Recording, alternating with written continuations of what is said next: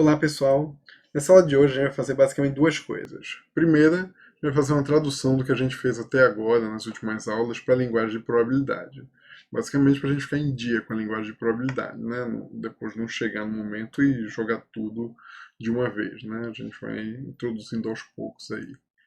Na segunda parte, a gente vai fazer a relação, né? Basicamente uma comparação entre as integrais de Riemann e as integrais com relação à medida de Lebesgue, as duas aí no Rn, ok? A gente vai ver quando elas são iguais, quando não são, fazer vários exemplos. Espero que seja bem interessante aí para vocês, ok? Então vamos lá, começando aqui, tradução do que a gente fez para a linguagem de probabilidade. Então vamos considerar um mega FP um espaço de probabilidade, que nada mais é do que um espaço de medida, onde o P de ômega é igual a 1, certo? Ômega tio G, um espaço mensurável, e x de ômega em ômega tio, uma variável aleatória. Lembrando que uma variável aleatória é a mesma coisa que função mensurável, ok?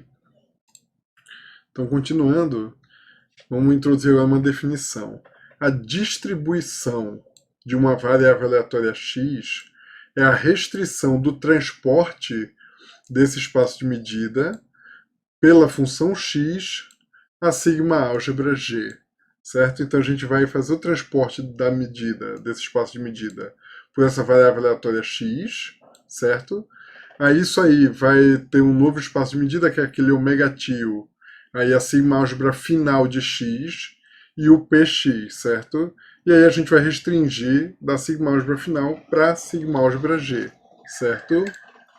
E aí, uma observação é que como x é fg mensurável, a gente tem que a sigma álgebra final de x, ela contém g, certo? Então, a definição acima está boa, né? Está bem definida, ou seja, de fato, faz sentido falar em restrição, né? Certo? Continuando, como o MegaFP é um espaço de probabilidade, esse transporte também vai ser um espaço de probabilidade, ok? Então essa distribuição aqui de x, que é essa medida p de x, é uma medida de probabilidade em ômega tio, certo?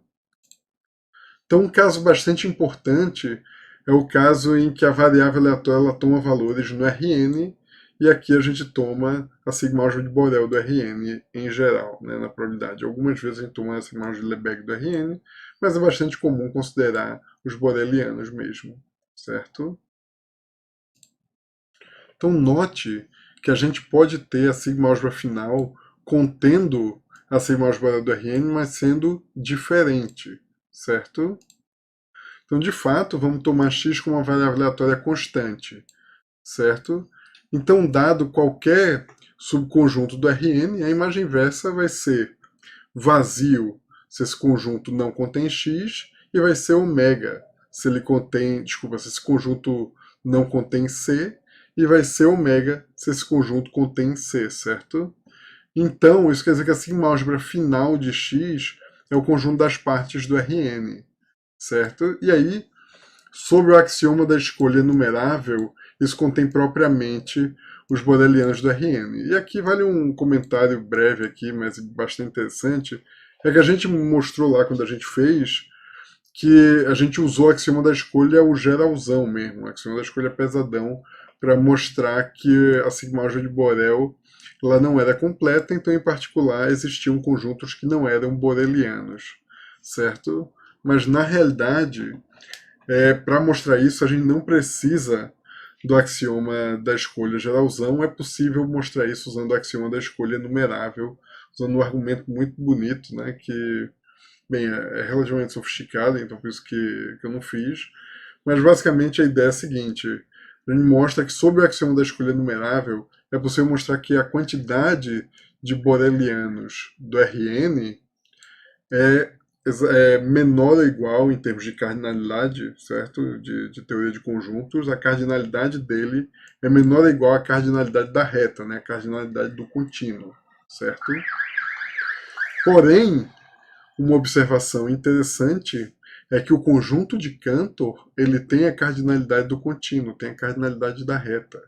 Então, a quantidade de subconjuntos do conjunto de Cantor é a mesma cardinalidade do conjunto das partes do contínuo, que é o 2 elevado ao contínuo. E aí tem aquele teoreminha de Cantor, né, de que provavelmente vocês estudarem um curso mais elementar desses, que diz que não existe função sobrejetora do conjunto no conjunto das partes desse conjunto, certo? Ou seja, não existe função sobrejetora, digamos, de x nas partes de x, certo? Então isso significa que existem subconjuntos do conjunto de Cantor que não são borelianos. Isso sob o axioma da escolha numerável. Ok? Então vamos lá, continuando.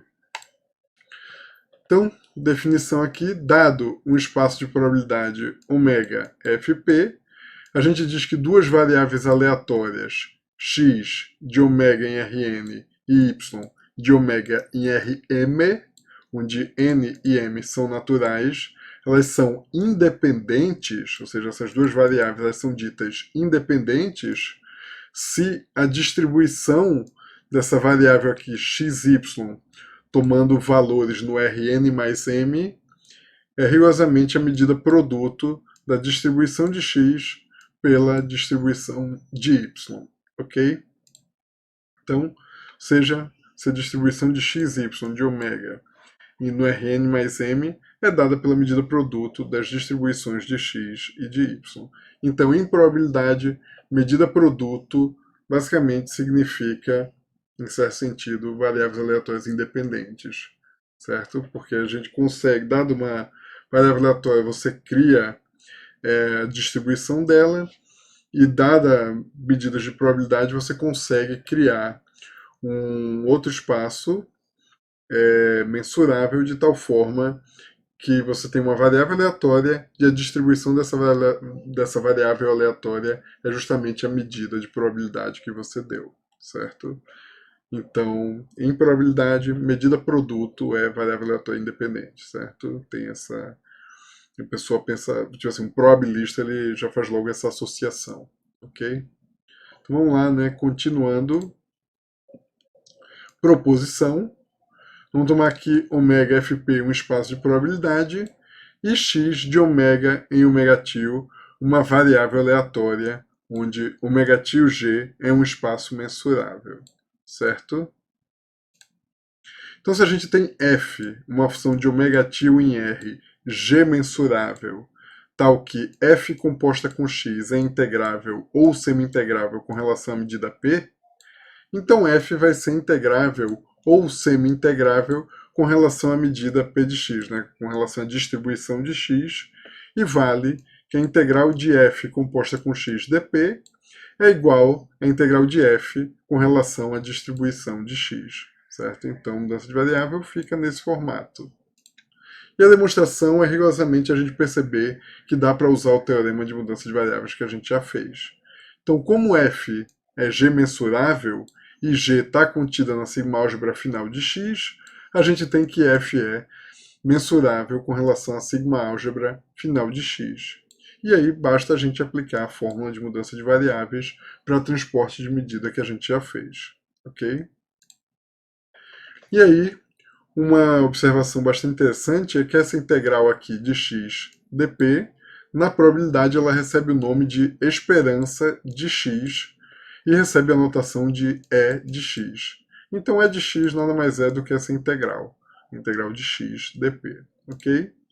E aí a gente ganha que a fórmula de mudança de variáveis diz para a gente que a esperança de f de x é a integral de f com relação à distribuição de x, ok? Então, uma observação interessante com relação à notação é que algumas vezes a gente bota um pezinho embaixo ou até o pezinho em cima para explicitar qual é a medida de probabilidade que você está tomando a esperança, certo? E em estatística, e em alguns casos também probabilidade, no que o pessoal chama de percolação, etc., é bastante comum você trabalhar com famílias de medidas de probabilidade, certo? O Pθ com θ pertencente ao θ maiúsculo aqui. E aí, nesse caso, como você tem as medidas indexadas por um parâmetro θ, a gente costuma indexar a esperança pelo mesmo parâmetro, para indicar qual é a medida com que você está integrando. Ok? Então, é isso, né? Então, vamos lá Agora, vamos falar das integrais de Lebesgue e de Riemann no Rn, ok? Então, vamos lá, funções integráveis a Riemann. Então, vamos começar tomando um intervalo, certo? AB, e a gente considera uma coleção aí de m mais 1 números, né? x0 como sendo A, depois toma menor que x1, etc., até xm, que é igual a B, certo? Números reais. E a gente vai dizer que essa coleção P desses intervalos xj menos 1, xj, é uma partição desse intervalo AB, ok? Uma partição é basicamente uma coleção de pontos, onde você considera de pontos, onde você ordena esses pontos e considera os intervalinhos induzidos por esses pontos, ok? Onde o primeiro ponto é um extremo do intervalo e o último ponto é o outro extremo do intervalo. Então vamos lá.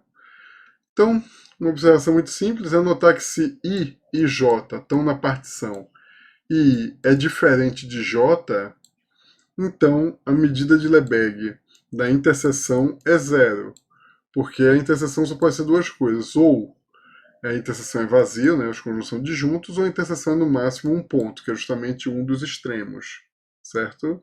Para algum J pertencente a 1 até M. E aí a medida de Lebesgue desse conjunto unitário é zero. Então, vamos agora tomar um retângulo limitado no Rn, certo? Vou chamar de gama, esse retângulo limitado.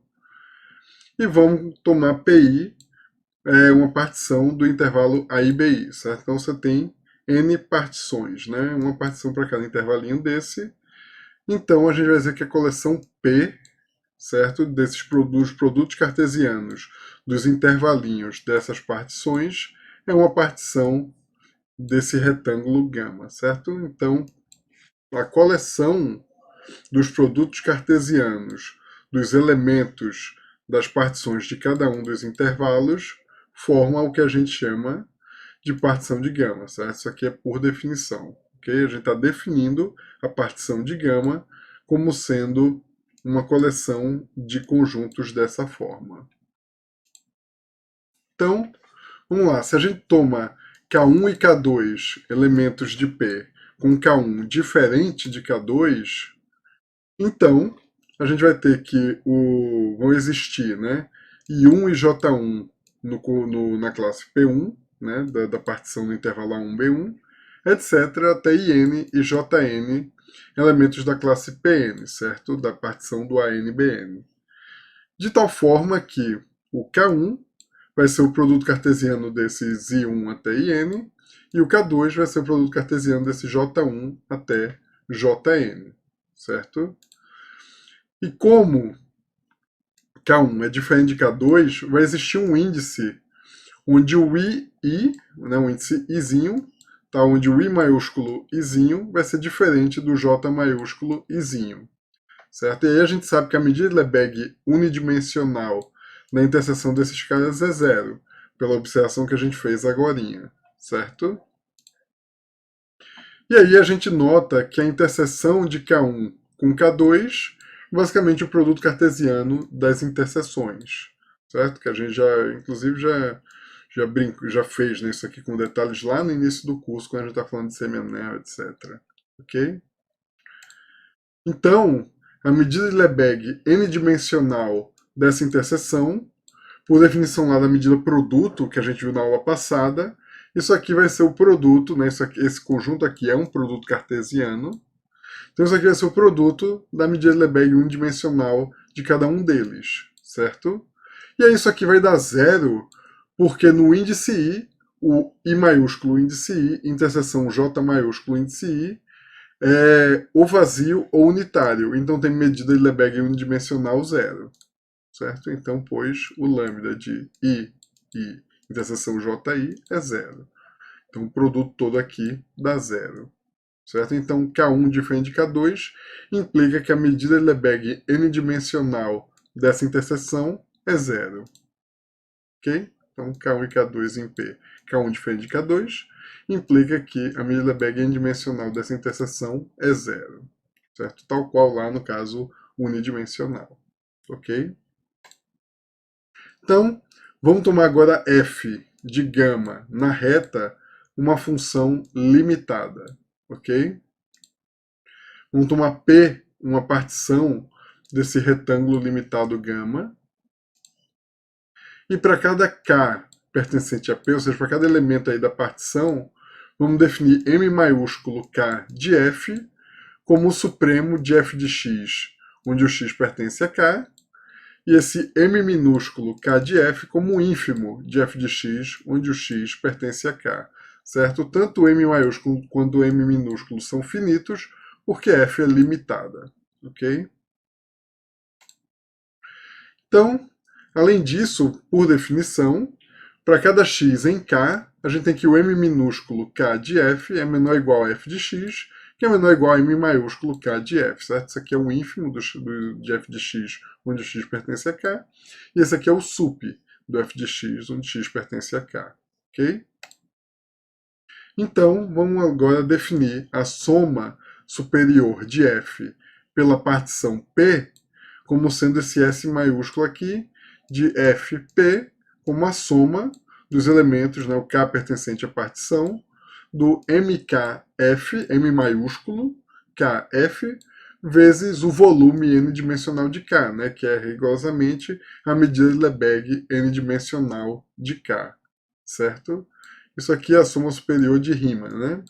E analogamente a gente define a soma inferior, basicamente da mesma forma, agora aqui S minúsculo, de Fp, onde a gente soma sobre os elementos da partição, só que aqui a gente considera o M minúsculo, né? A gente considera o ínfimo em cada elemento aí da partição, e aqui é a mesma coisa, o volume n-dimensional de K, que é a medida de Lebesgue n-dimensional de K, ok?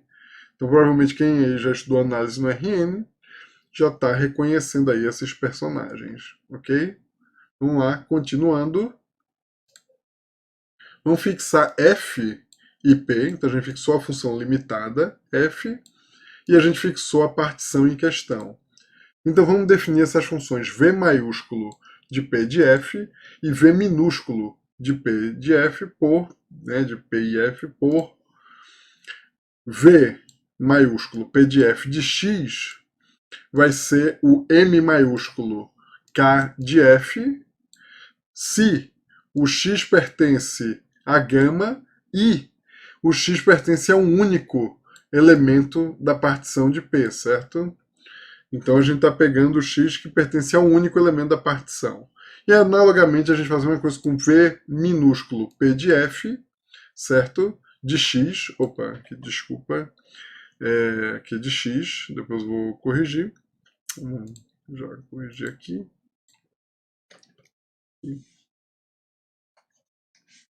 Certo?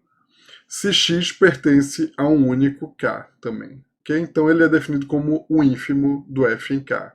Certo?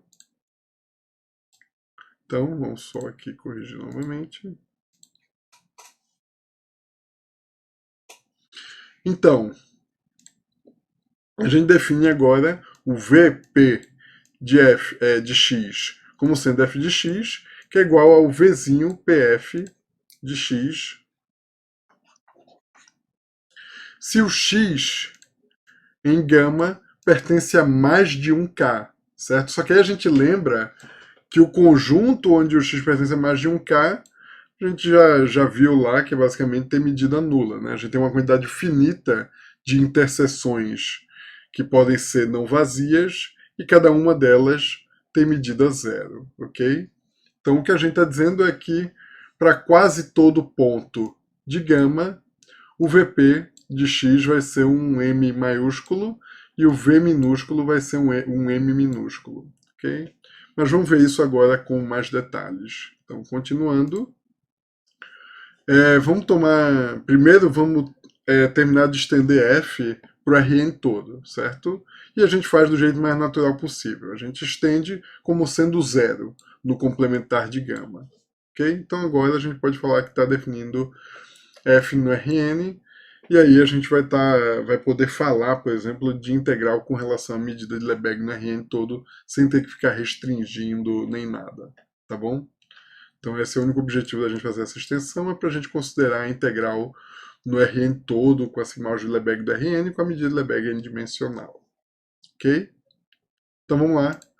Então, continuando, para todo x no Rn, pela nossa definição lá, o Vp de x ou é f de x se o x está em mais de um dos k's da partição, ou é o ínfimo. Então, essa desigualdade sempre vale. E a mesma coisa aqui, ou isso aqui vai ser igual a f de x, ou isso aqui vai ser o sup, certo? E nos outros casos lá, tudo é igual a zero. Ok? Nos outros casos em que não estão em gama. Ok? Vamos lá, continuando. Vamos agora, então, mostrar aquela afirmação que eu tinha feito de que esse VP aqui e o V minúsculo e o V maiúsculo são basicamente quase QTP iguais àquela função definida por partes como o M minúsculo ou o M maiúsculo, certo? Então vamos definir esse N de P como o conjunto dos X em Rn, tais que existem K1 e K2 em P, certo? Com K1 diferente de K2 e X pertencendo à interseção K1, interseção K2, certo? Ou seja, de tal forma que essa interseção é não vazia, ok? Então, a primeira observação que a gente nota é que isso aqui está contido em todas as interseções possíveis de K1 e K2, onde K1 e K2 estão na partição P e K1 é diferente de K2, certo? Então, como P é finito, essa união aqui ela é finita, né? Você tem uma quantidade finita de pares K1, K2, já que P é finito, certo? K1, K2 com K1 diferente de K2, certo? Então, a gente tem que a medida de Lebesgue n-dimensional desse NP, a gente usa sub-sigma aditividade, vai ser menor ou igual à soma do lambda n do K1 interseção K2, porque essa soma aqui é finita, certo? Ou seja, se fosse numeral também valia. Então aqui é soma finita. E agora a gente se lembra que como K1 é diferente de K2, cada um desses casos aqui dá zero. Ok? Pois como K1 é diferente de K2, a medida da interseção, a medida de Lebesgue n-dimensional da interseção é zero. Certo? Então, a medida dos caras em que o x pertence a mais de um elemento, isso aqui é que x pertence a mais de um elemento, é zero. Ok? Então, isso mostra para a gente que esse V maiúsculo P de F é igual QTP àquela função que eu falei, que é o M maiúsculo por partes, né? Que é o MKF vezes a indicadora de K. E a mesma coisa, o V minúsculo P de F vai ser igual QTP a essa função que é igual a MK de F, indicadora de K. Ok? M minúsculo K de F, indicadora de K. Ok? Então a gente ganhou essa igualdade QTP, né, pois o conjunto onde esses casos aqui são diferentes está contido no NP, certo? É a mesma coisa que o conjunto onde esses aqui são diferentes está contido no NP. Então, qual é o lance? O lance é que essas funções V maiúsculo P de F e V minúsculo P de F, elas são iguais QTP a funções S simples, certo? E, portanto, elas são lambda mensuráveis e integráveis, ok? Então, a gente fez toda essa parafernália justamente para garantir isso. Como elas são iguais que TP e lambda é uma sigma álgebra completa, a gente tem que elas vão ser mensuráveis, né? Vão ser lambda mensuráveis, porque elas são iguais que TP é uma função lambda mensurável, e elas são integráveis, ok? Vamos lá, então, continuando dessa forma, a gente observa pela definição aqui a integral de uma função simples, basicamente, porque ela é igual que a TP é uma função simples. E aí, quando a gente olha, vai ser justamente aquela soma do M maiúsculo vezes lambda n de K, que é rigorosamente o que a gente definiu como uma soma superior. E aqui embaixo a mesma coisa, a integral vai dar a soma do M minúsculo K lambda n de K, que é o que a gente definiu como uma soma inferior. Então a integral de V maiúsculo dá a soma superior, a integral de V minúsculo dá a soma inferior, ok? Né, aqui só aquele comentáriozinho, a integral da indicadora de K de lambda n é lambda n de K, certo? Então, vamos definir agora a integral superior de Riemann, certo? A integral superior de Riemann ela é definida como um ínfimo das somas superiores, onde um ínfimo é tomado sobre as partições de gama, ok? E analogamente, a integral inferior é o supremo das somas inferiores sobre as partições de gama, certo? Então a gente vai dizer que uma função é integrável a Riemann se a integral superior for igual à integral inferior, ok? E aí a gente define a integral de Riemann, essa integral aqui sobre gama de f de x dx, como uma integral superior, que é a mesma coisa que a integral inferior, certo? No caso em que f, obviamente, é integrável a Riemann, certo? Então agora, proposição. Vamos tomar f de gama na reta, uma função limitada. Se f é integrável a Riemann, então f é lambda mensurável e integrável a Lebesgue, certo? Além disso, vale a igualdade aqui, onde a integral sobre gama de f de x dx é igual à integral sobre gama de f de lambda n, onde a integral sobre gama, isso aí a gente já usou algumas vezes, é a mesma coisa que integrar a função f vezes a indicadora de gama. Então isso aqui é como a gente define a integral sobre gama, certo? Então o que está dizendo? Se a função é integrável a Riemann, ela vai ser lambda mensurável, integrável a Lebesgue, e a integral de Riemann vai coincidir com a integral com relação à medida de Lebesgue n-dimensional. Ok? Então vamos lá. Demonstração. Vamos lá, né? Então, comece notando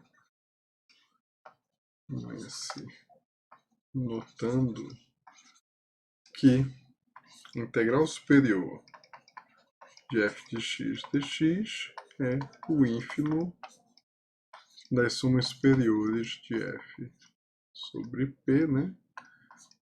Onde esse p aqui é partição de gama, certo? Então, pela definição de ínfimo,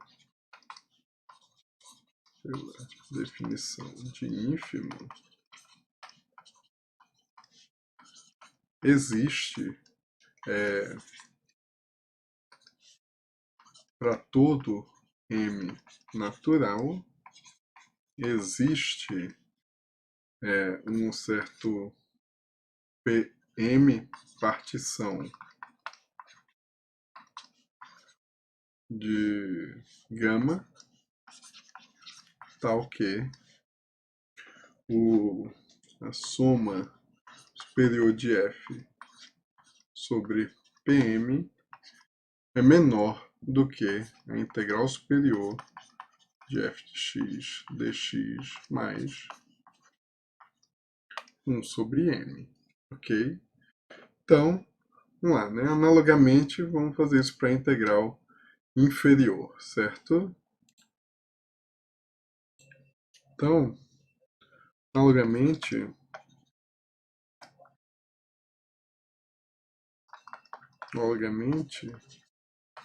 note que a integral inferior de f de x dx é o sup da soma inferior aqui por partição p, partição de gama, certo? Daí, mesma coisa, né? Para todo m natural, existe agora uma partição possivelmente diferente, né? Então, pm til, partição de gama, tal que o S de f em relação a esse pm til mais 1 sobre m é maior do que a integral inferior de f de x dx, né? Ou seja, o que implica que a soma inferior f pm til é maior do que a integral inferior de f de x dx menos 1 sobre m, ok? Então a gente relembra agora que essa função é integrável, né? Então as integrais inferior e superior são iguais, né? Note que bem, a gente tem que a integral superior de f de x dx é igual a integral inferior de f de x dx, que é igual a integral sobre gama de f de x dx, pois f é integrável a rima. Integrável a rima. Certo? Daí, o que a gente tem é que para todo m natural, a gente tem que a integral, vamos botar diferente, vamos botar aqui, a gente tem que a soma superior de f em relação a essa partição Pm, ela é menor, menor, né? Viu estritamente, né? Menor do que a integral de f de x dx mais 1 sobre m, e a gente tem que a soma inferior de f com relação a esse Pm til é maior do que a integral de f de x dx menos 1 sobre m, né? Aqui sobre gama e sobre gama, ok? Agora a gente relembra aquela função v lá que a gente definiu, certo? Cuja integral dela com relação a de Lebesgue dá justamente a soma superior, e a v minúsculo, que é a integral com relação a de Lebesgue, dá a soma inferior, certo? Então, relembre,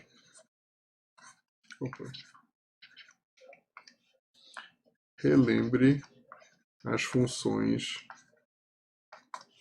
vf aqui, pm, e o vzinho f aqui, no caso, vai ser o pm til. Então a gente tem que a integral de vf pm de lambda n, isso aqui vai dar a soma superior de f em relação a pm, que é menor do que a integral de f de x dx mais 1 sobre m. E a integral de vzinho f aqui p m til de lambda n, isso aqui é igual à soma inferior de f com relação a pm til, o que vai ser maior do que a integral de f de x dx menos 1 sobre m, ok?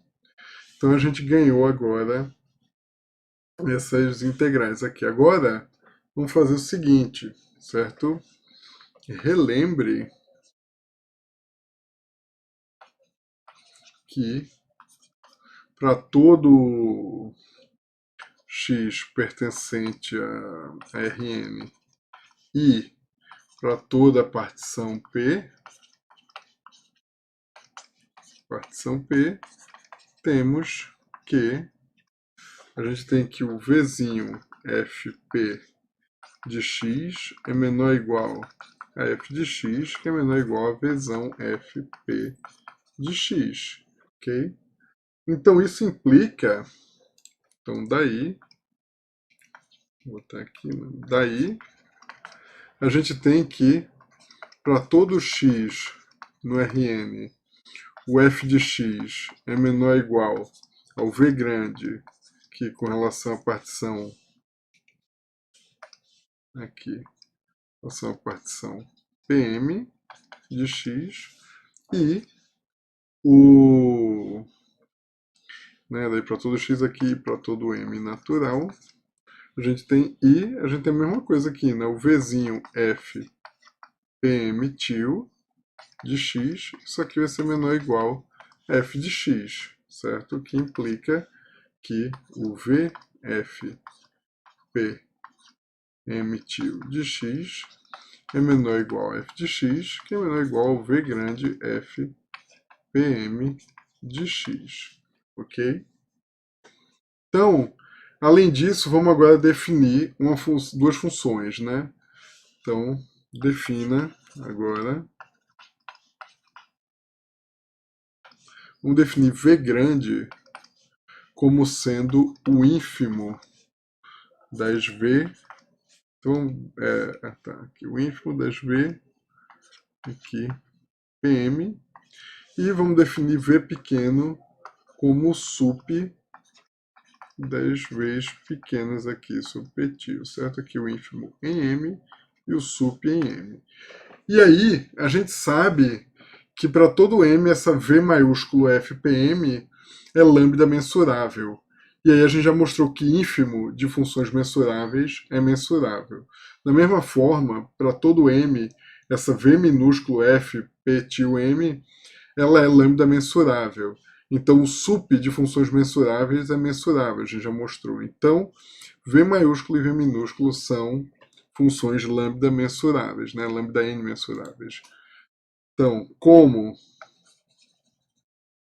para cada m natural a gente tem que V f pm e Vzinho f pm tio são lambda n mensuráveis, né, que a gente já viu que elas são iguais que ETP a funções S simples, né, então são mensuráveis, ok?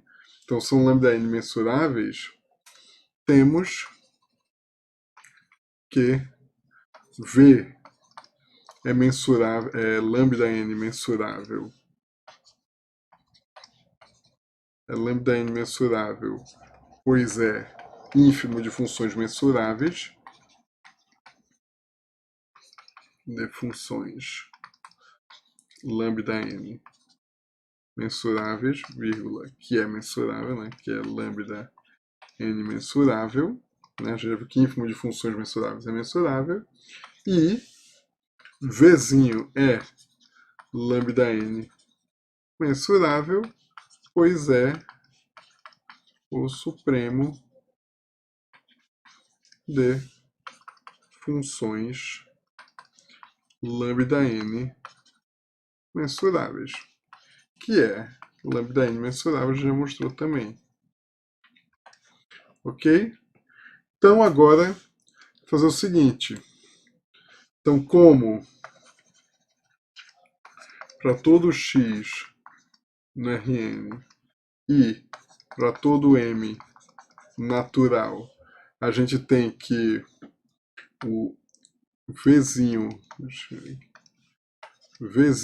f p tio m de x é menor ou igual a f de x, que é menor ou igual a v maiúsculo f pm de x, isso aqui implica para a gente que o supremo desse cara vai ser menor ou igual a f de x, e isso aqui implica que o ínfimo desses caras aqui em m também vai ser maior ou igual a f de x. Então isso implica que o sup em m do vf e p tio m de x é menor ou igual a f de x, que é menor ou igual a um ínfimo em m do v aqui pm de x. Então isso está dizendo para a gente que Vzinho de x é menor ou igual a f de x, que é menor ou igual a Vzão de x, ok?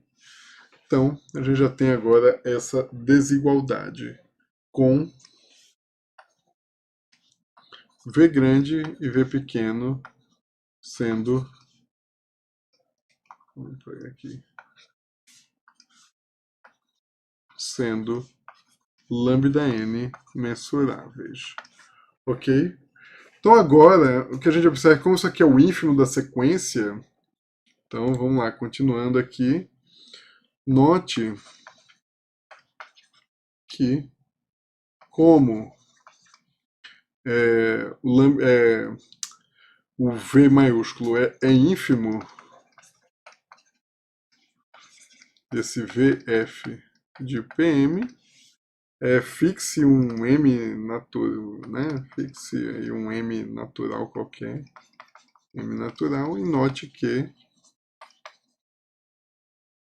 a gente vai ter que o V de x vai ser menor ou igual a esse VF PM de x, certo? Por um lado, e por outro lado, né? E por outro lado,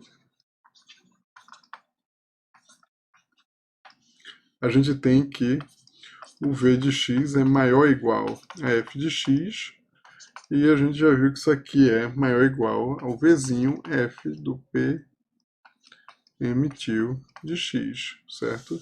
Então isso implica que o v de x vai estar entre o v de... a gente pode tirar o x, não vale para todo x. Isso aqui implica que o v vai estar entre esse vzinho f de p emitiu e entre o vzão f de pm, da partição pm, certo? Agora a gente observa o seguinte: esses dois casos aqui são funções simples e, portanto, são integráveis. E aí a gente tinha feito um teoreminha que diz que se uma função está entre duas funções integráveis, então ela é integrável, certo? Então a gente provou isso aí quando a gente falou lá na aula da integral. Então, como a gente tem v, f,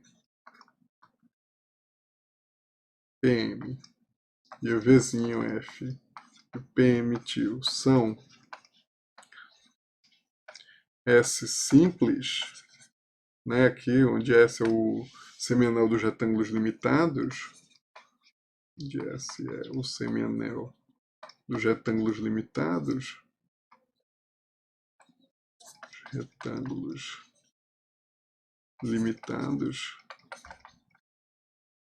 lembrando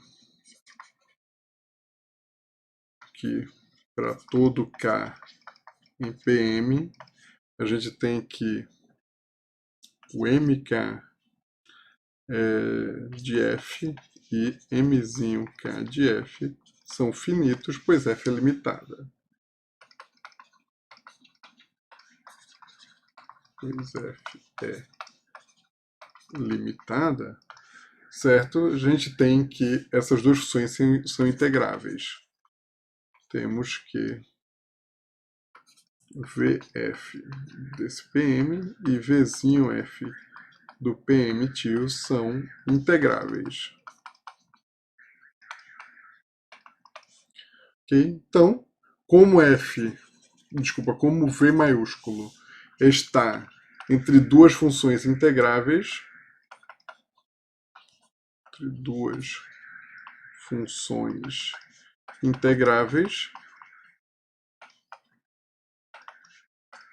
segue que V é integrável.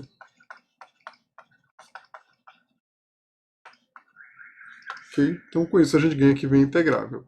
Analogamente, a gente consegue fazer a mesma coisa com V minúsculo. Analogamente,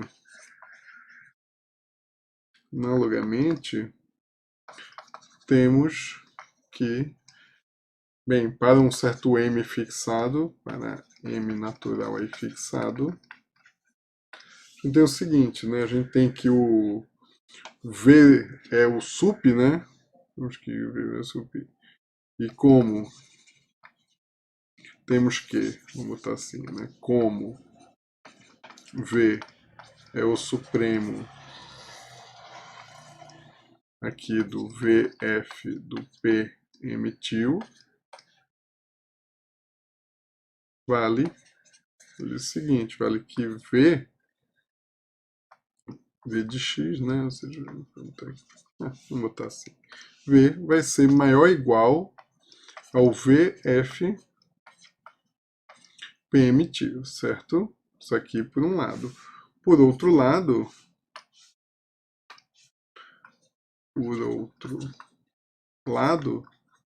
a gente tem que V é menor ou igual a F, que é menor ou igual ao V maiúsculo, F do PM. Então isso implica que VF de P emitiu é menor ou igual a V, que é menor ou igual a V maiúsculo F de PM. Daí, pelo mesmo argumento anterior, V é integrável. Daí, pelo mesmo argumento anterior,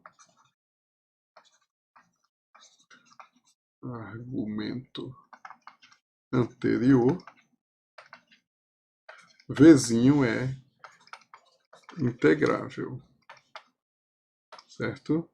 Além disso, a gente tem o seguinte, né? Temos que o V minúsculo é menor ou igual a F, que é menor ou igual a V maiúsculo, certo? E a gente tem que Vzinho e Vzão são integráveis, certo? Além disso, temos que Vzinho e Vzão são integráveis. Certo? E aí a gente mostrou um outro resultado naquela aula da integral, que se uma função é menor ou igual a outra, QTP, né, que vale para todo ponto, mas se uma função é menor ou igual a outra QTP, então a integral dessa é menor ou igual a integral dessa, né? Então, como Vzinho é menor ou igual a Vzão, se são, com Vzinho menor ou igual a Vzão são integráveis, temos por um resultado visto na aula de integral, né, que a integral de V de lambda n é menor ou igual a integral de V grande de lambda n, ok? E agora é só a gente meio que juntar o que a gente já tem, né? Então a gente se lembra o seguinte, né? Vamos voltar aqui atrás para a gente se lembrar, né? Aqui, ó, que a gente já juntou lá atrás, né? Aqui, certo? É o seguinte, a gente tem que a integral do V Pn, aqui Pm, de lambda n é menor do que a integral de f de x dx mais 1 sobre n, e a integral de vzinho é maior do que a integral de f de x dx menos 1 sobre n, ok? Então, vamos lá. Então, a gente continua aqui. A gente tem que, relembre ainda que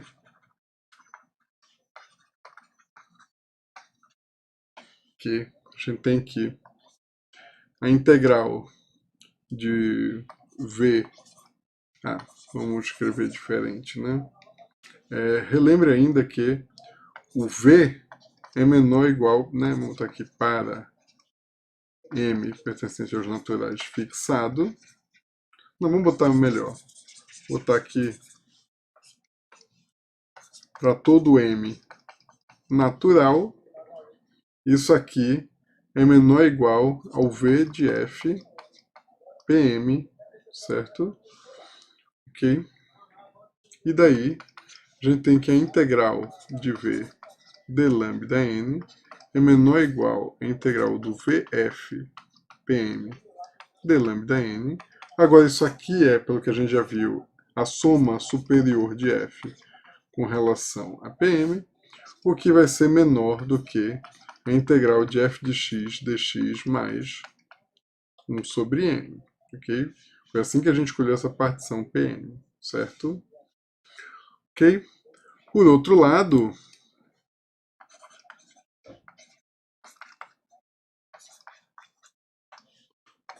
temos que a gente tem o seguinte, a gente tem que Vzinho é maior ou igual a Vzinho F de PM til, né, porque é o supremo desses caras, que implica que a integral de Vzinho de lambda n vai ser maior ou igual a integral do Vzinho F PM til de lambda n. Agora isso aqui dá a soma inferior de F com relação a P til M, e isso aqui é maior do que a integral de f de x dx, vamos botar aqui o gama, né? É menos 1 sobre m, certo? Vamos botar o gama aqui também, só para te uniformizar a anotação. Então agora é só juntar o que a gente já tem, né? Então, desta forma,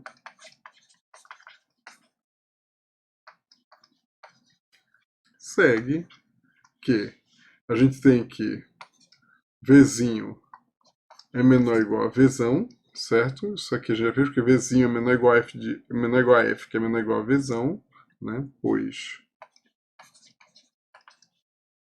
Vzinho é menor ou igual a F, que é menor ou igual a Vzão.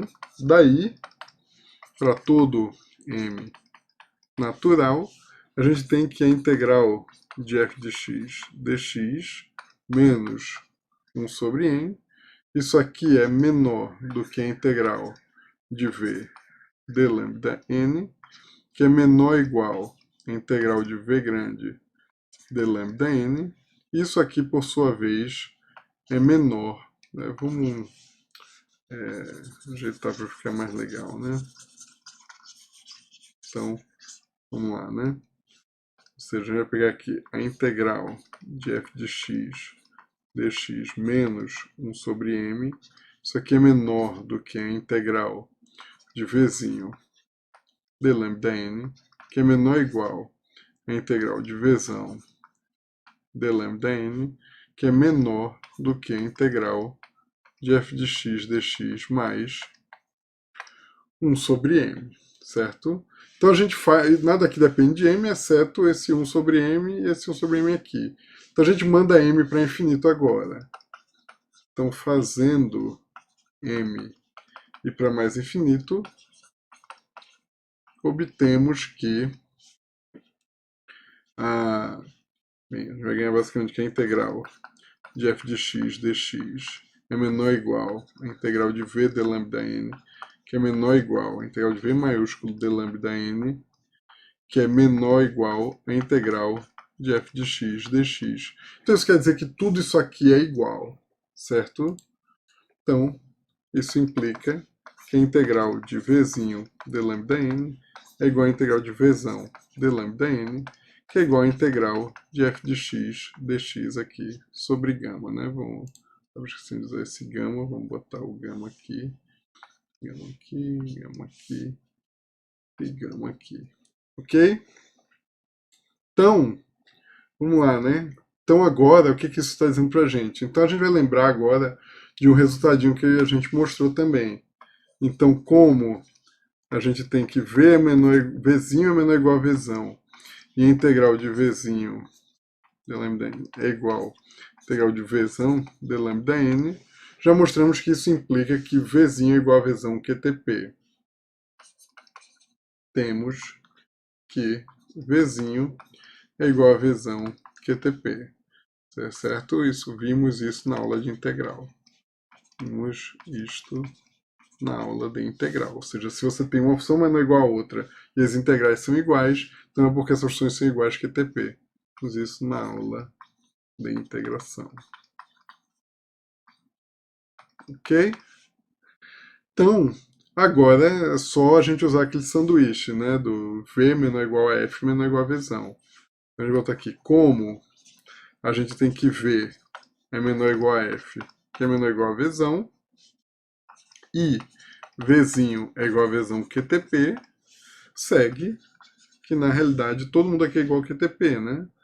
Por exemplo, isso aqui F igual a Vzinho, que é igual a Vzão QTP, certo? E aí, por fim, a gente já mostrou que se elas são iguais a QTP e uma delas é integrável, então a outra é integrável e as integrais coincidem, certo?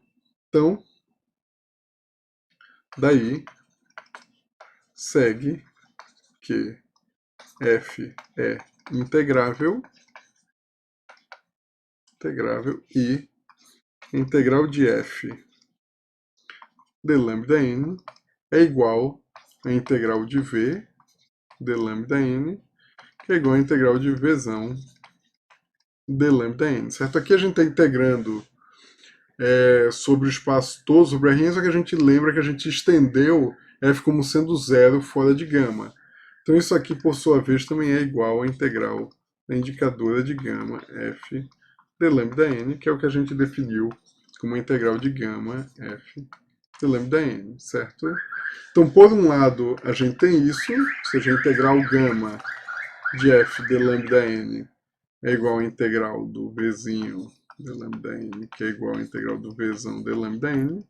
Por outro lado, a gente já mostrou que essa integral aqui é igual à integral de f de x dx. Por outro lado,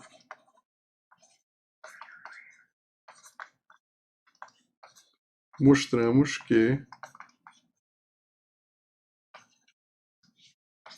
a integral do vzinho d lambda n é igual à integral do vzão d lambda n, que é igual à integral sobre gama de f de x dx.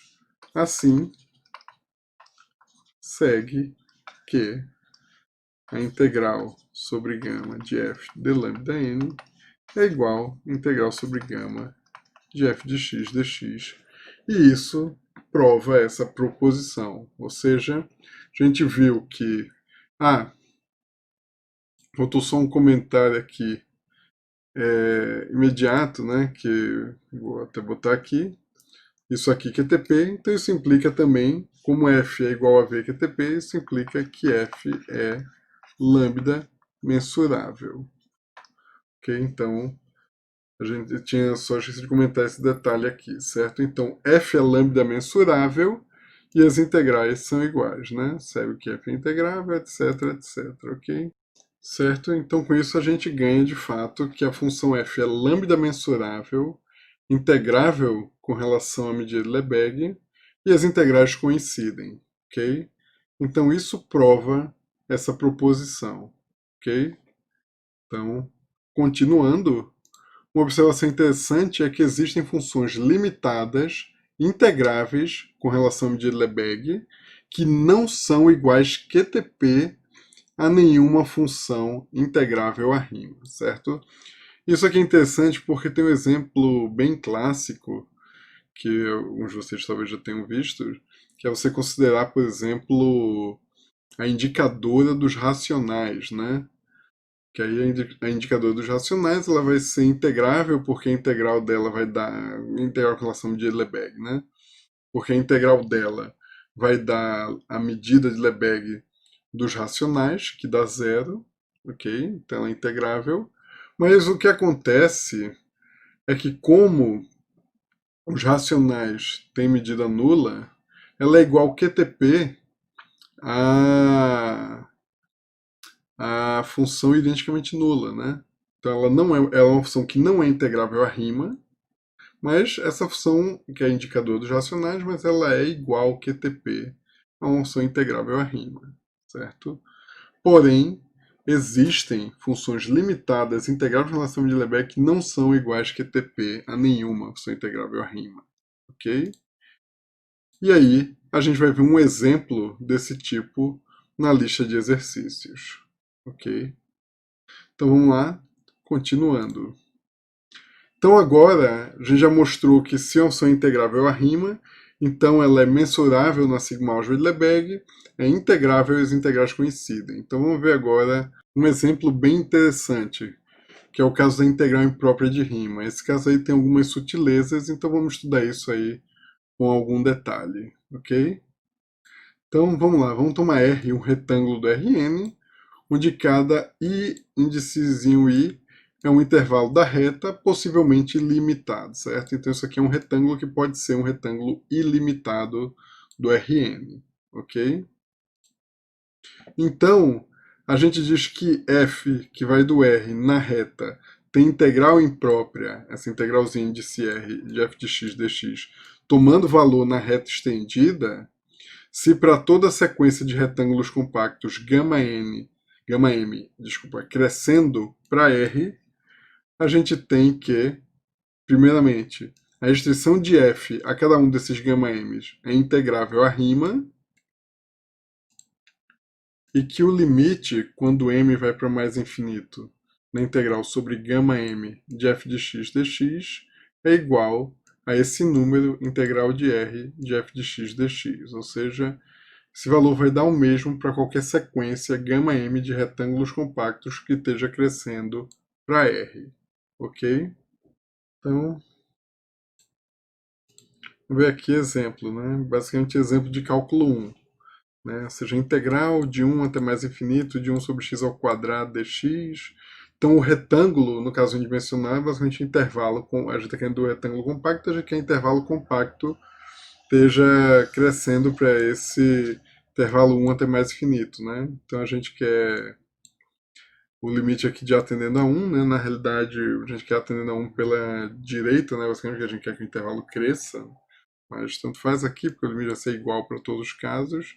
E aqui o b tende a mais infinito. Então isso aqui é igual ao limite, quando b vai para mais infinito, da integral de 1 até b, certo? De 1 sobre x ao quadrado, e isso aqui dá 1, ok? Então, analogamente, aqui a gente tem 1 sobre x dx, Então aqui esse é o limite quando A tende a zero pela direita, B tende a 1, de 1 sobre x dx, certo? Aqui, se fosse para ser estrito, a gente teria que pedir B tendendo a 1 pela esquerda para que o intervalo cresça, mas não importa porque vai dar o mesmo valor no final das contas. Isso aqui vai ser a integral, o limite da integral indo de A até 1, quando A tende a zero pela direita. E isso aqui dá mais infinito, ok? E aqui, analogamente, integral de 0 até 1, de 1 sobre a raiz de x, mesma coisa, limite tendendo a 0 pela direita, b tendendo a 1. Isso aqui dá o limite de a tendendo a 0 pela direita, que no caso aqui dá 2. Então, esses são alguns exemplos, basicamente, de cálculo 1 de integral imprópria, né? Então, vamos ver agora, então, uma proposição aqui, relacionando as integrais de Riemann e imprópria de Riemann e integral de Lebesgue, né? Então, com relação de Lebesgue. Então, vamos lá. Vamos tomar f de r no 0 até mais infinito e vamos supor que ela tem integral imprópria de Riemann, certo? Então, f é lambda mensurável e, além disso, f é necessariamente semi-integrável com relação à medida de Lebesgue e vale a igualdade das integrais, ou seja, a integral de r com relação à medida de Lebesgue é igual à integral imprópria de Riemann sobre r. Então, se f for não negativa, necessariamente, se ela tiver integral imprópria de Riemann, ela vai ser lambda mensurável e vai ter integral de Lebesgue, no sentido de ser semi-integrável, né? Ou seja, essa integral pode dar mais infinito, se for o caso. Ok? Então, vamos lá. Demonstração. Então, vamos lá, né? Então, vamos tomar gama m sequência de retângulos compactos.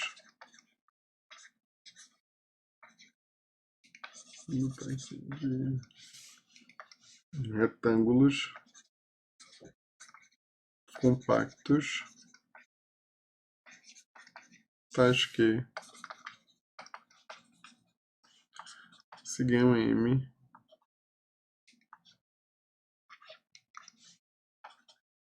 cresce para R, ok? Daí, a gente tem que a indicadora de gama M cresce para indicadora de R, certo? Então, além disso, pelo que a gente já provou, né? Além disso,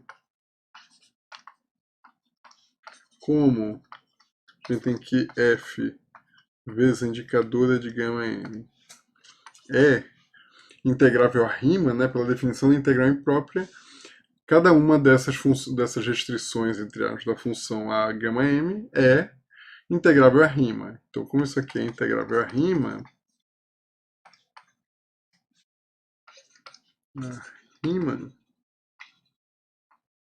temos, pela proposição anterior,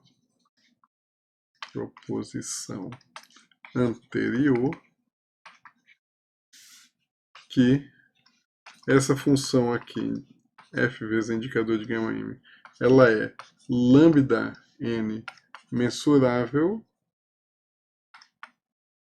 e a integral de f vezes a indicadora de gama m de lambda n é igual à integral de f, né, sobre gama m de f de x dx, ok?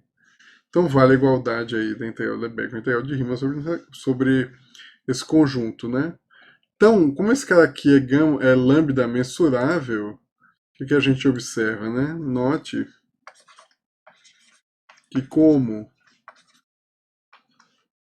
a indicadora de gama m cresce para a indicadora de R, temos que a indicadora de gama m vezes f cresce para a indicadora de R vezes f, ok?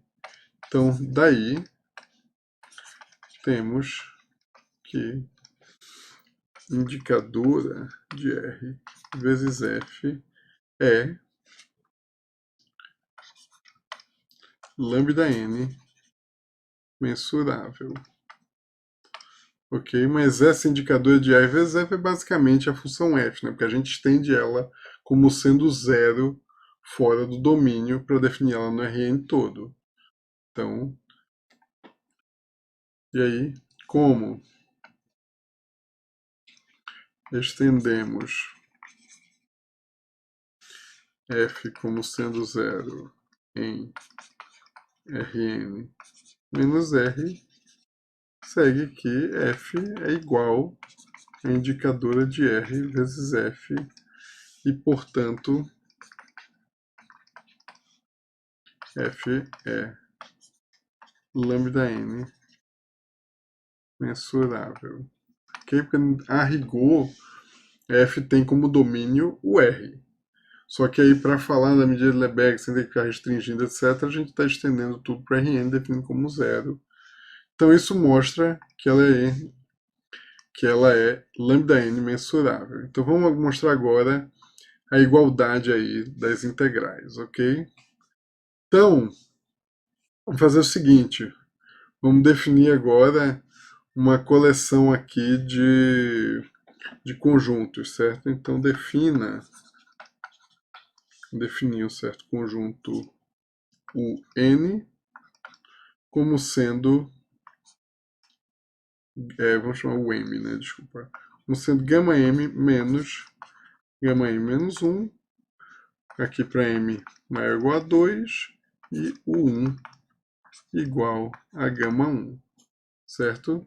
Então, a gente fazendo isso, temos que a união de k igual a 1 até m do UK é igual ao gama m, certo? Então, a gente tem isso, certo? Ou seja, nós temos que a união de k igual a 1 até m da união da k é gama m, certo? Além disso, como gama m cresce para R, segue que esses UKs são disjuntos. Ok? Então, daí, a gente tem o seguinte. A gente tem que F é igual a indicadora R de F, que é igual a...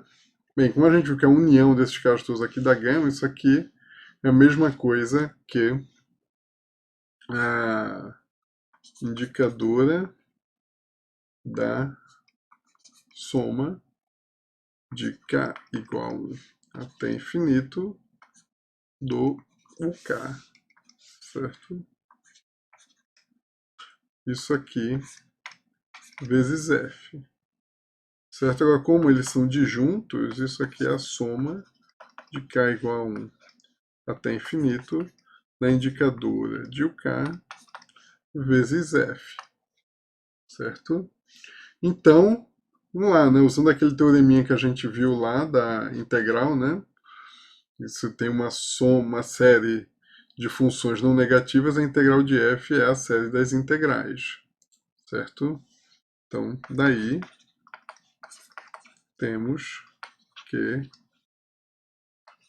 a integral de f de lambda n, isso aqui vai ser a série de k igual a 1 até infinito de f, desculpa, da integral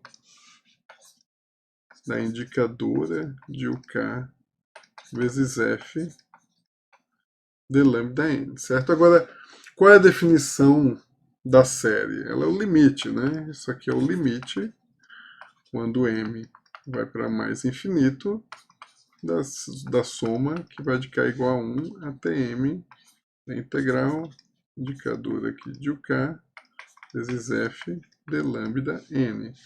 Agora, essa integral da soma é a soma das integrais, né? Isso aqui é uma soma finita.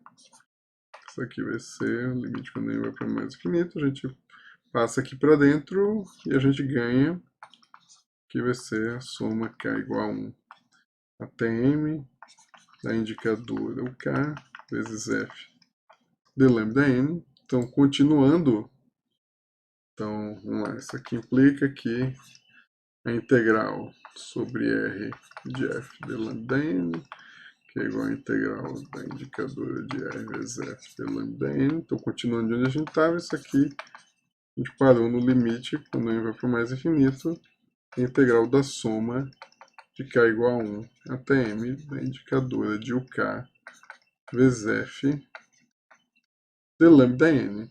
Agora, essa soma, que como esses UKs aí são disjuntos, isso daí é a mesma coisa que a integral da indicadora da união disjunta, k igual a 1 até m de UK vezes f de lambda n. E agora a gente se lembra que essa união disjunta é rigorosamente o gama m, certo? Que a gente justamente definiu para que isso ocorresse. Então isso aqui é a indicadora de gama m vezes f de lambda n. E isso aqui, pelo que a gente viu, que a gente comentou agora há pouco, é rigorosamente, isso aqui coincide com a integral de Riemann, né? Porque essa função aqui integrável é a Riemann, pela proposição anterior. Então isso aqui dá o limite, n vai para o mais infinito, da integral sobre gama n de f de x dx, e esse limite é a definição da integral imprópria de Riemann. A integral sobre r de f de x dx, ok? Então isso prova a igualdade. Então, portanto, temos que f é lambda n mensurável e a integral de r de f de lambda n é igual à integral sobre r de f de x dx. Ok? Então vamos lá, continuando. Vamos ver agora o que acontece quando a função f não é necessariamente não negativa, ou seja, quando f pode assumir valores negativos, certo? Então, se f de r na reta tem integral imprópria de Riemann, a gente consegue garantir que f é lambda mensurável. Agora a gente precisa de uma condição adicional, né? Ou seja, se, além disso, f é semi-integrável com relação à medida de Lebesgue, então vale a igualdade, ok? Então aqui a gente não consegue garantir que se f tiver integral imprópria de Riemann, f será semi-integrável com relação à medida de Lebesgue. Mas se isso ocorrer, elas são iguais. Então, na realidade, isso mostra bastante a natureza do que pode ser, entre aspas, o problema, né? Que é, para você ter uma função que tem integral imprópria de Riemann, mas não é nem semi-integrável com relação à medida de Lebesgue, o que tem que acontecer é que a integral da parte positiva dá mais infinito e a integral da parte negativa dá mais infinito. Se você fizer um análogo, né, um paralelo com séries numéricas, esse tipo de coisa ocorre justamente quando a série é o que a gente chama de condicionalmente convergente, ou seja, a série dos termos positivos dá mais infinito e a série dos termos negativos dá mais infinito também. O termo negativo que a gente chama é a parte negativa, né, que é o menos o número negativo, por isso que fica positivo. Então você fica com aquele problema do infinito menos infinito que você pode manipular para dar qualquer coisa, né? No caso aí das séries numéricas, e mais ou menos esse problema se transporta para cá também. Então o fato é que quando você tem integral imprópria de Riemann, na realidade você está dando um número para a integral imprópria, ou seja, você pode manipular, você pode definir a integral fraca de Lebesgue, sei lá, e dizer que isso é integral imprópria de Riemann, porque naqueles retângulos as integrais coincidem. Então aquele limite existe e dá um número. Mesmo se você considerar a integral de Lebesgue em cada um daqueles retângulos gama m. O problema todo é que não é conveniente, porque isso é mais ou menos você querer trabalhar com séries condicionalmente convergentes, o que não é muito do interesse aí da teoria de integração de medida. Você quer que quando você diz que a integral de medida vale um número é porque essa coisa está boa. Ou seja, quer dizer que se eu tomar qualquer sequência de conjuntos crescendo para o cara, então a integral vai convergir, né? Como a gente vai ver aí bem, sobre certas condições adicionais, né? Mas, digamos assim, a função sendo integrável, você usa o que a gente chama de teorema da convergência dominada, a gente vai você toma uma função integrável, então se você tomar aí qualquer sequência de conjuntos mensuráveis crescendo para o teu R, a integral desses caras vai convergir para a integral de R. Ok? Então você tem que essa propriedade boa da integral. Coisa que não ocorre com a integral imprópria de rima. A integral imprópria de rima pode existir, mas você pode ter uma sequência de retângulos compactos, uma sequência de conjuntos compactos, por exemplo, uniões finitas de retângulos compactos, não necessariamente retângulos compactos, mas para os quais a integral sobre esses conjuntos compactos vai para qualquer lugar, pode dar qualquer número real, certo? Então, é uma definição de integral, digamos assim, entre aspas, frágil, né? E, bem, quando você quer lidar com esse tipo de coisa, você pode lidar com isso dentro da teoria de integração de Lebesgue, basicamente definindo a coisa como um limite e pronto, ok? Então, vamos lá, né? Então, vamos provar, então, essa proposição. Então, vamos lá, demonstração, né? Então, a primeira parte é basicamente igual ao que a gente fez na proposição anterior, né? Então, vamos tomar gama M, retângulos compactos,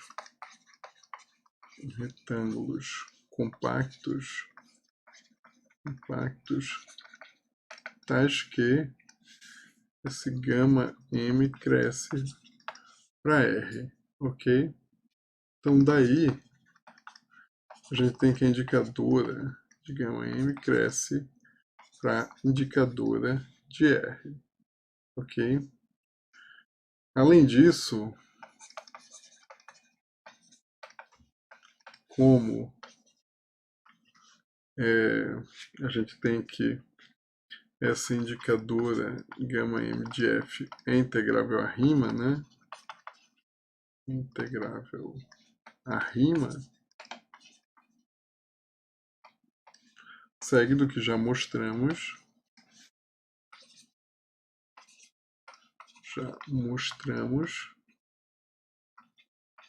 Que essa indicadora gama M de F é lambda n mensurável e a integral da indicadora gama M de F de lambda n é igual a integral sobre gama n, a integral de rima, né? De f de x dx, certo? Aí o mesmo argumento, né? Como a indicadora de gama n é uma sequência de funções mensuráveis que converge para a indicadora de R, a indicadora de gama M de F converge para a indicadora de R de F, vai ser uma função lambda n mensurável, né? Então a gente tem, né, como a indicadora gama M cresce para a indicadora de R, isso implica que a indicadora de gama M vezes F cresce para a indicadora de R vezes F, certo? Como a indicadora gama M vezes F é lambda n mensurável, a gente ganha que a indicadora de R vezes F é lambda n mensurável, ok? Então isso aí prova a questão da mensurabilidade da indicadora de R vezes F, né? Que é basicamente naquela mesma história, né? Como F é definida como zero fora de R, como F é definida como zero se fora de F, né?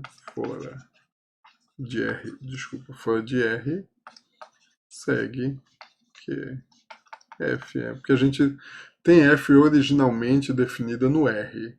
E aí, para definir no Rn todo, a gente simplesmente define ela como zero fora de R. Então, segue que F é lambda n mensurável. Ok? Então, agora vamos mostrar aí a igualdade das integrais, certo? Então, suponha que F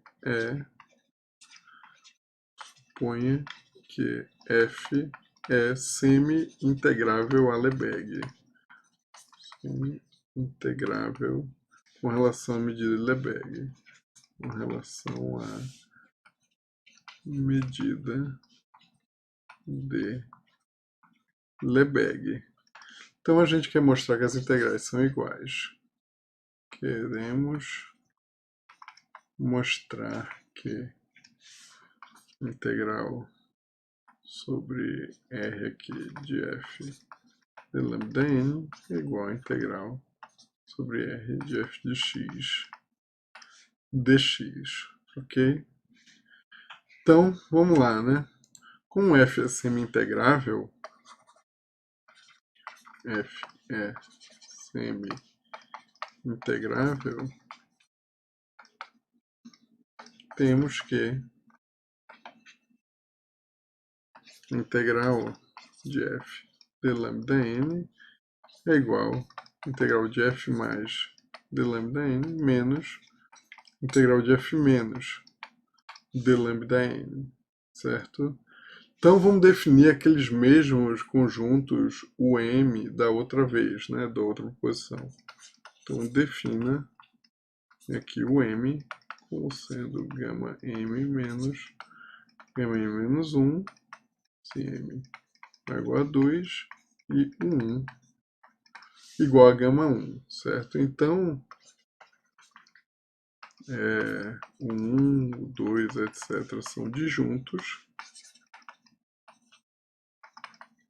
e para todo M natural, a união deles, que é igual a 1 até M de UK, dá o gama M, ok? Então, o que a gente ganha aí nessa brincadeira? A gente ganha o seguinte. Desta forma, a gente já se lembra, né, que a indicadora aqui do R é soma de K igual a 1 até infinito, né, ou seja, isso aí é analogamente ao que fizemos na demonstração anterior, né, analogamente à demonstração anterior, temos, a gente tem que isso aqui vai ser a indicadora de UK e que a soma de K igual a 1 até M da indicadora de UK é igual à indicadora de gama M, ok? Daí, a gente tem que a integral de f aqui de lambda n, isso aqui vai ser a soma, vou botar aqui, né? K é igual a 1 até infinito da integral da indicadora de UK vezes f mais de lambda n e aqui menos a integral da indicadora de UK de f menos de lambda n, ok?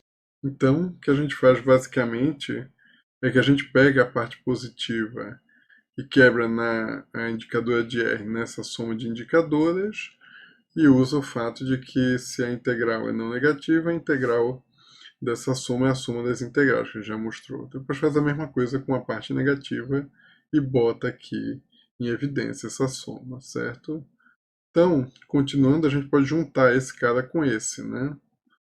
Então, assim, né, isso aqui implica que a integral de f de lambda n, né, porque lembrando que a f ela é igual a zero fora do R, ok?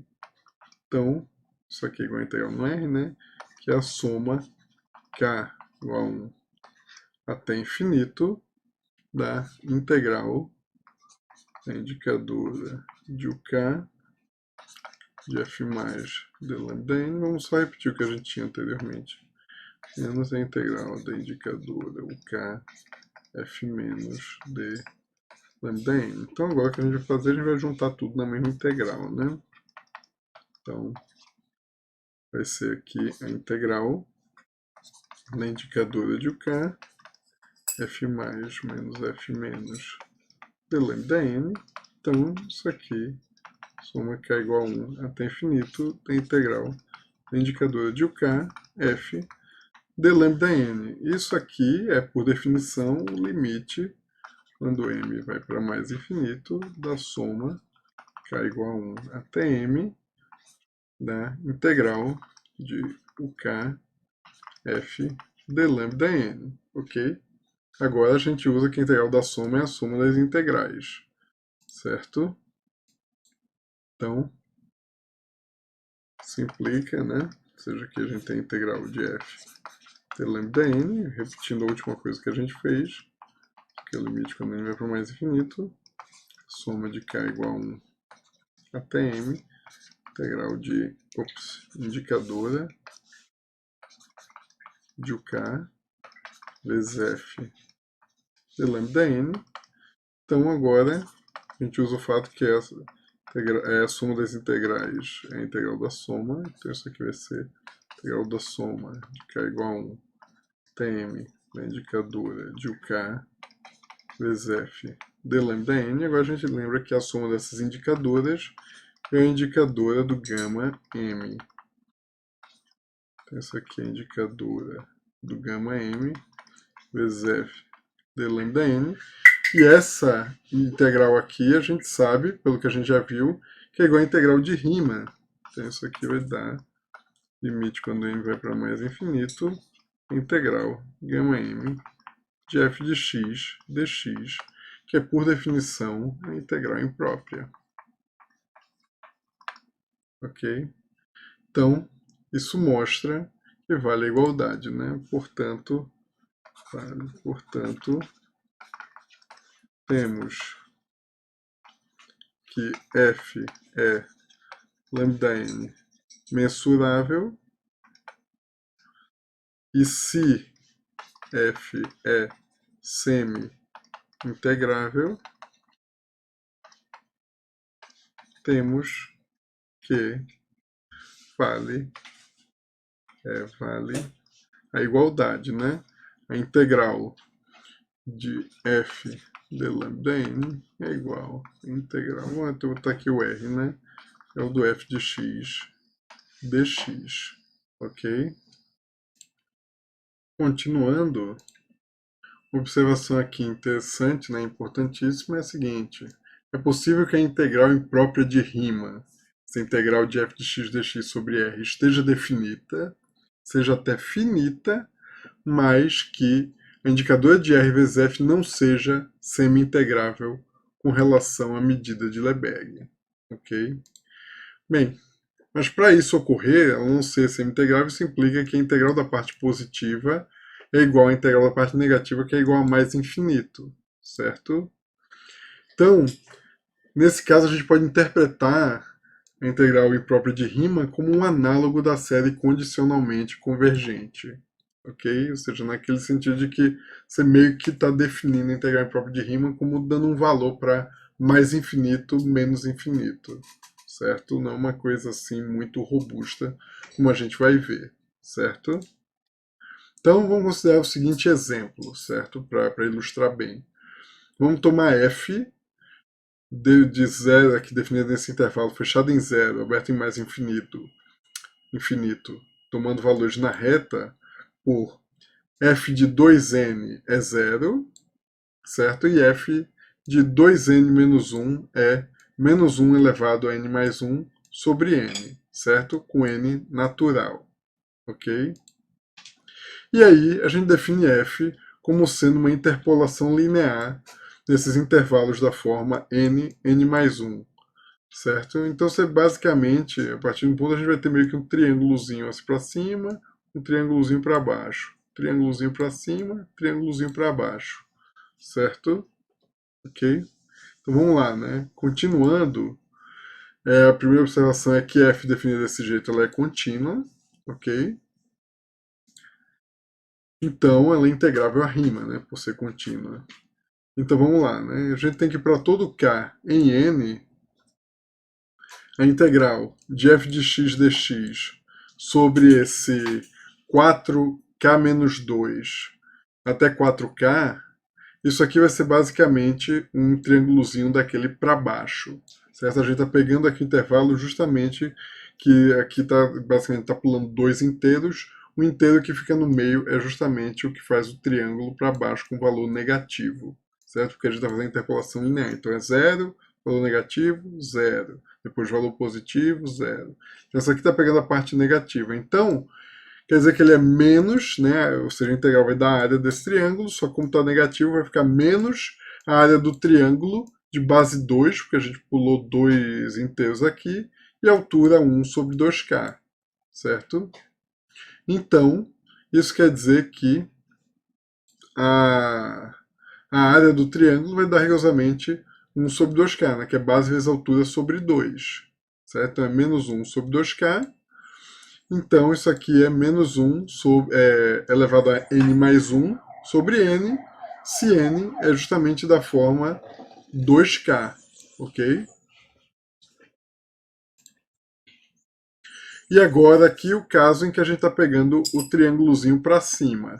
Então, a integral de f de x dx nesse intervalinho aqui, 4k menos 1 até 4k menos 2, isso aqui também tem comprimento 2, e esse aqui pega o cara que fica positivo. Então, isso aqui é rigorosamente a área do triângulo de base 2 e altura 1 sobre 2k menos 1. Então, isso aqui é base vezes altura sobre 2, esse 2 cancela, então fica aqui só altura 1 sobre 2k menos 1, certo? Que é menos 1 elevado a n mais 1 sobre n, se n for 2k menos 1, ok? Então aqui a gente quebrou, né, nesses intervalinhos aqui definidos em termos da divisão por 4, basicamente, certo? E a gente calculou a integral de f ao longo desses intervalinhos. Então vamos lá, né? Continuando, a gente tem que o f+, a parte positiva de f, ela é identicamente nula nos intervalos dessa forma aqui, né? Porque basicamente é no intervalo onde f tem aquele triangulinho para baixo, então a parte positiva é 0, e f, a parte negativa de f, ela é identicamente nula em intervalos dessa forma aqui, que é o intervalo onde f tem aquela formulinha do triângulozinho para cima, certo?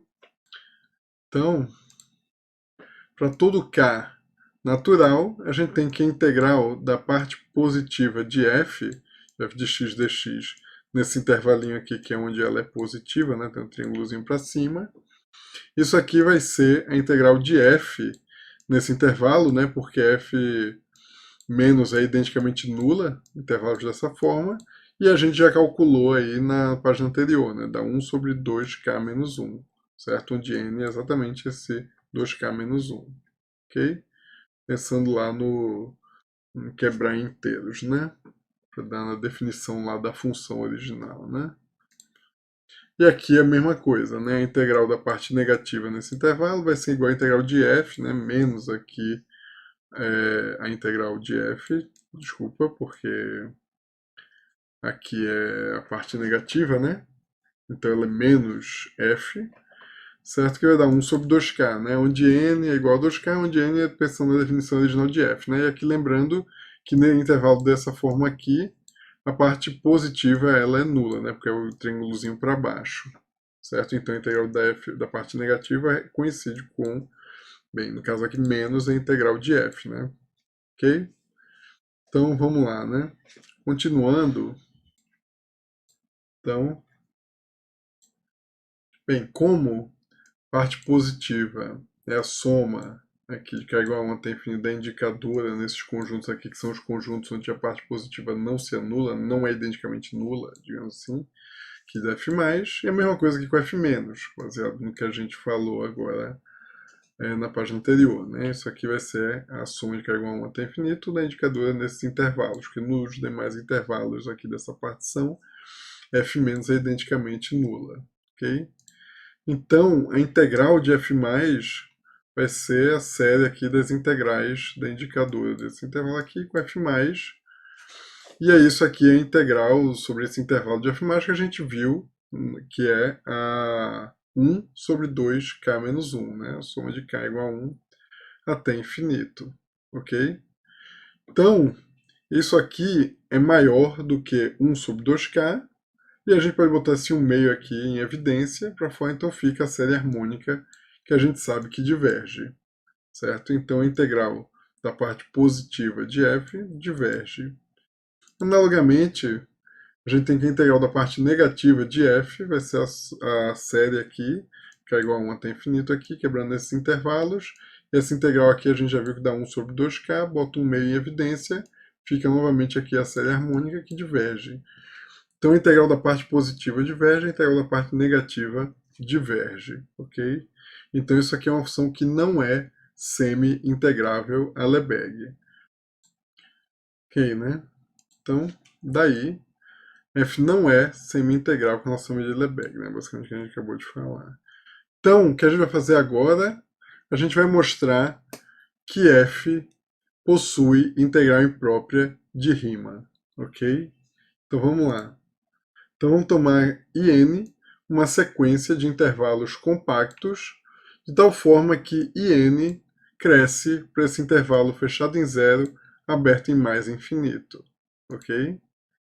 Então, IN vai ser um intervalo compacto da forma fechada em AN, fechado em BN, com AN não crescente e BN não decrescente, né? Porque esse intervalo IN está crescendo para esse intervalo zero até mais infinito. Então a n aqui fica não crescente e bn fica não decrescente, ok? Então, como esse n cresce para zero até mais infinito, a gente tem que o an decresce para zero e o bn cresce para mais infinito. Então, vamos tomar kn, o menor número múltiplo de 4 maior do que bn, certo? Então, assim, a gente vai ter que essa soma aqui de j igual a 1 até kn sobre 2, de menos 1 elevado a j mais 1 sobre j, a gente escolheu esse kn como sendo um número múltiplo de 4 justamente para que essa soma aqui seja igual à integral de f de x dx de 0 até kn, ok? E aqui menos o IN é o intervalo fechado em AN, fechado em BN, ok? Então, vamos lá, né? Então a gente tem que AN é maior ou igual a zero e que o BN é menor ou igual a K, né? Porque o KN é o menor número múltiplo de 4 maior do que BN, né? Então BN de fato é menor do que KN, né? Então, com isso, essa integral aqui vai ficar a integral de 0 até a n, vírgula, de Bn até Kn, ok? Então, vamos lá, né? E usando a desigualdade triangular, a gente então vai ficar a integral de 0 até a n, módulo mais a integral de Bn até Kn, certo? O f é sempre menor ou igual a 1, a função f, então isso aqui vai ficar menor ou igual a 1 vezes a n, que a gente já sabe lá que decresce para zero, certo? Agora a função f, ela é basicamente esse extremo aqui, né, que é o múltiplo de 4 sobre 2, ou talvez o sobre 2 menos 1. Então, para não ter estresse, a gente pegou logo uma cota meio, entre aspas, vagabunda, né? Uma cota ruim, mas que já funciona para o que a gente quer, que a gente pegou kn sobre 4, ou seja, uma cota, uma estimativa grosseira, mas que funciona para o que a gente quer, né? Que a gente não fica se preocupando em tomar logo a estimativa ótima. Então f fica menor ou igual a 1 sobre kn sobre 4, certo? E aí aqui fica o comprimento do intervalo, né, que é kn menos bn. Então fica kn menos bn dividido por kn sobre 4, certo?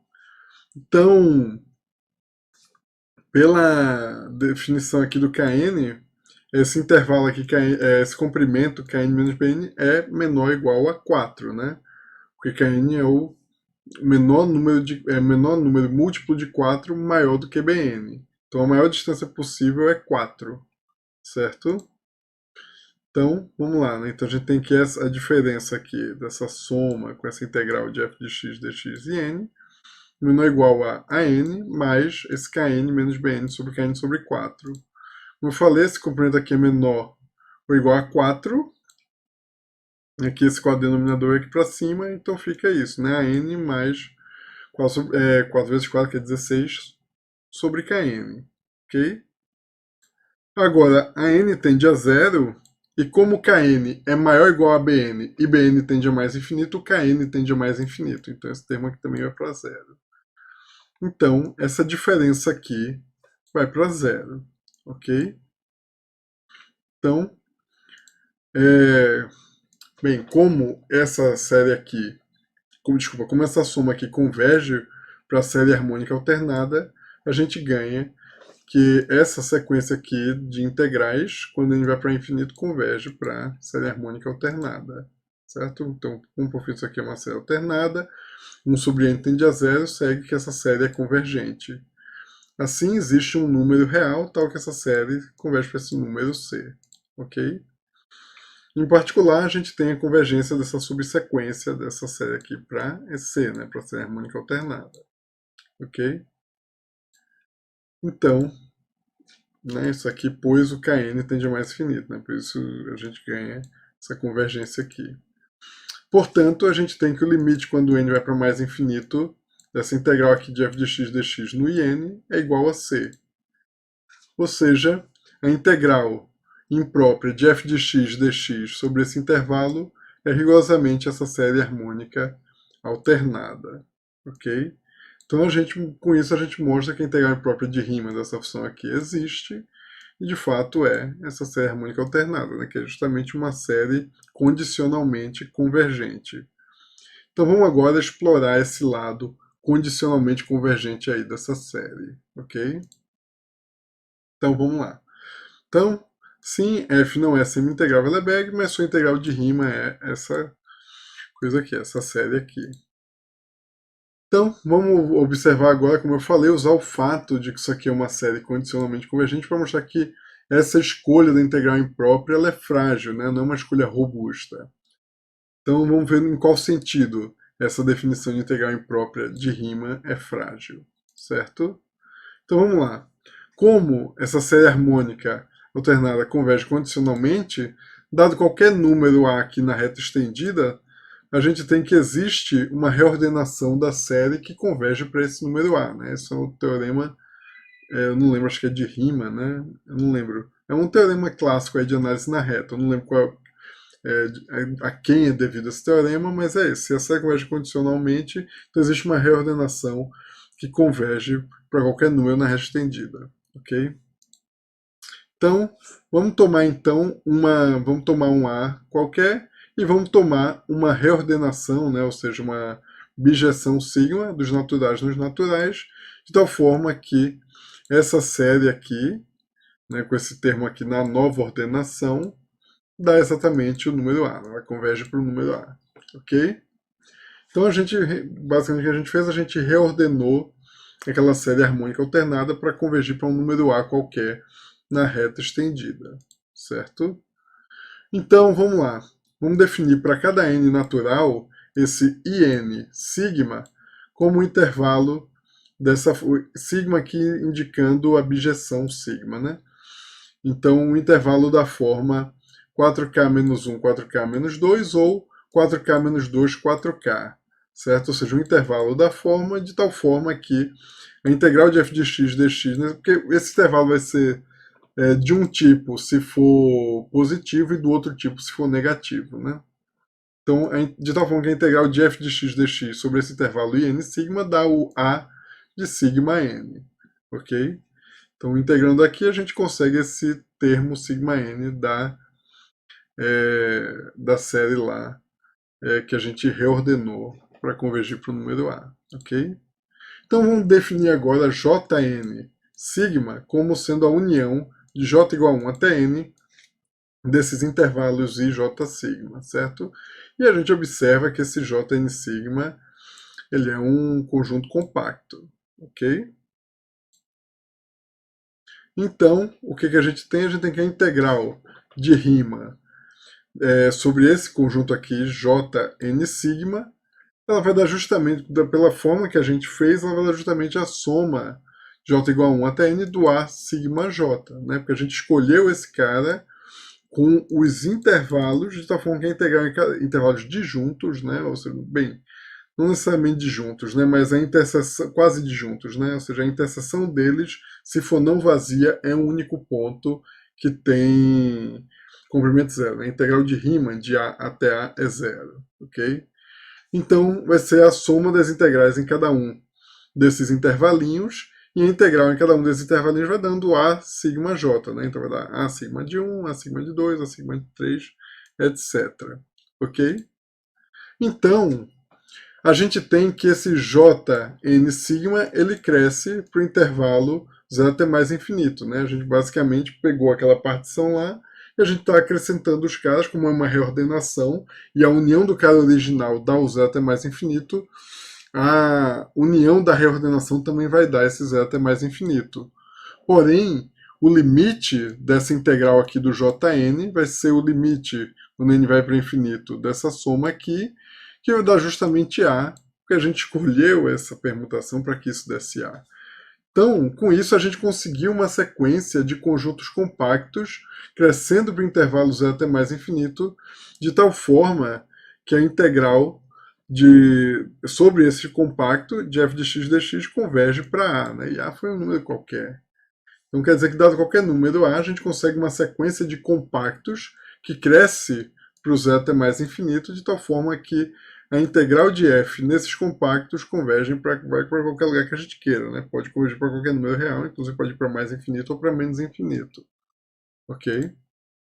Então, ou seja, dado A na reta estendida, a gente consegue uma sequência de compactos Kn, de tal forma que Kn cresce para esse zero até mais infinito e o limite dessa integral de f de x dx sobre Kn dá A. Ok? Então, isso mostra que a integral imprópria de Riemann corresponde apenas ao caso em que a gente tomou esses conjuntos compactos como sendo intervalos compactos. Certo? Então, basicamente, está dizendo, se você tomar intervalo compacto, esse limite existe.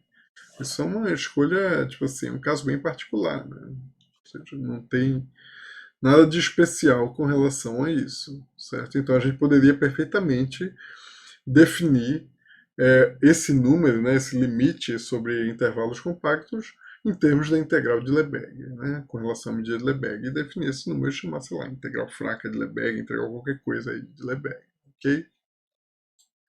Ou seja, se a gente tomar conjuntos compactos que não são intervalos, né, ou que não sejam retângulos n-dimensionais compactos, né, no caso do Rn, é possível que as integrais impróprias de Riemann convirjam para qualquer número real ou até mesmo nem convirjam. Ou seja, você consegue reordenar, né, ou seja, pegar outra sequência de compactos que não são retângulos, ou que não são intervalos, no caso unidimensional, então que a integral sobre esses compactos converge para qualquer lugar, ou até mesmo nem converge.